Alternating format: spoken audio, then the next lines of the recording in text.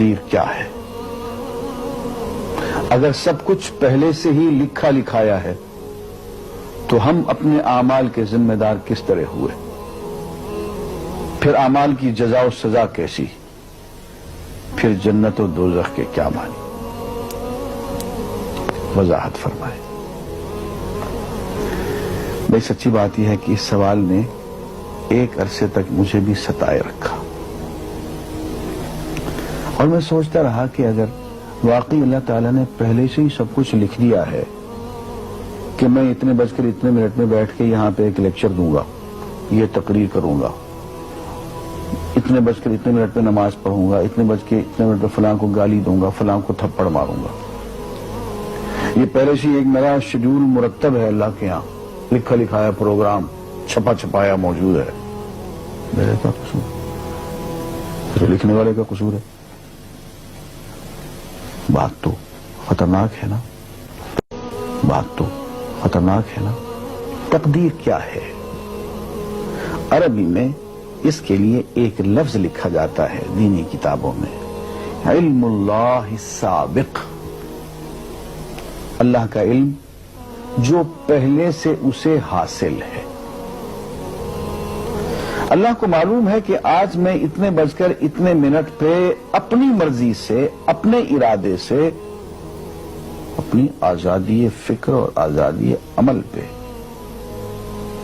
عمل سے کام لیتے ہوئے یہ کام کروں گا۔ اب بھائی کام تو میں اپنی مرضی سے کر رہا ہوں، اپنی آزادی سے، اپنے ارادے سے کر رہا ہوں، لیکن اتنی سی بات تو مانو کہ اللہ تعالیٰ علام الغیوب ہے، علیم بذات الصدور ہے۔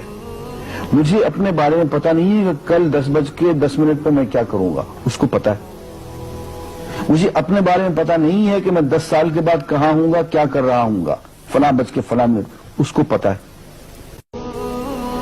اس کو میرے آزادانہ، خود مختارانہ، فری ول کے ساتھ کیے ہوئے اعمال کا پتہ ہے کہ میں اپنی مرضی سے، اپنے فری ول کے ساتھ، اپنے ارادے سے اتنے بج کر اتنے منٹ پہ کیا کروں گا۔ یہ اس نے اپنے ہاں لکھ رکھا ہے، اس لیے کہ اس کو پوری کائنات کا نظام چلانا ہے۔ اس کا علم جو ہے وہ صحیح ہے، لیکن اس کا علم میرے ارادے سے نہیں ٹکراتا ہے۔ یہ بات میں ایک مثال سے سمجھاؤں گا۔ میرے ساتھ ایک واقعہ پیش ہو گیا، اس دن مجھے تقدیر سمجھ میں آ گئی کہ ہوتی کیا۔ 1971 کی بات ہے کہ یہاں اکاؤنٹنٹ جنرل آفس میں ڈپٹی اکاؤنٹنٹ جنرل تھا۔ اس زمانے میں ایک مشہور نجومی تھا شیخ صادق، یہاں قلعہ گزر سنگھ میں رہتا تھا۔ وہ پتہ نہیں بیچارہ زندہ ہے یا فوت ہو گیا۔ انہوں نے دروازہ کھولا، میرے کمرے میں آ گیا۔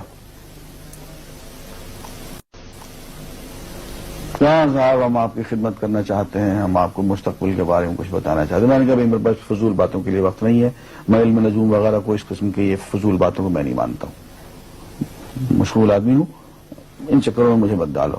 اس نے کہا سر مجھے صرف 1 منٹ تو آپ دے دیں۔ میں نے کہا ہاں 1 منٹ دیتا ہوں۔ اس نے ایک بہت بڑا کاغذ میرے سامنے لکھا جس پہ 40 خانے بنے ہوئے تھے، 40 چیزوں کے نام لکھے ہوئے تھے، مختلف چیزوں کے نام، کتاب، قلم، اینک، کاپی، دوات، پینسل، میز، بادل، برکھا، مسجد، مندر، ایسی ایٹ رینڈم چیزوں کے نام، 40 چیزوں کے نام لکھے ہوئے تھے۔ وہ کہنے صاحب آپ ان میں سے کسی ایک چیز پہ انگلی رکھ دیں یا اس کا نام آپ اس کاغذ پہ لکھ دیں۔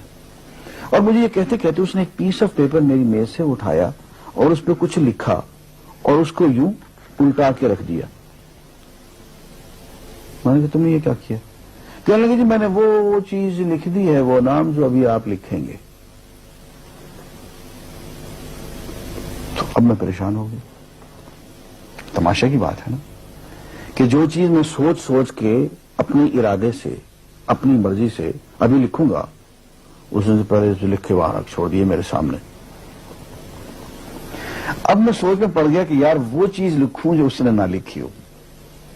کبھی میں اس کا ارادہ کروں، کبھی اس کا ارادہ کروں، تنگ آ کے آخر میں نے کسی ایک چیز کو لکھ دیا کہ میری یہ ہے۔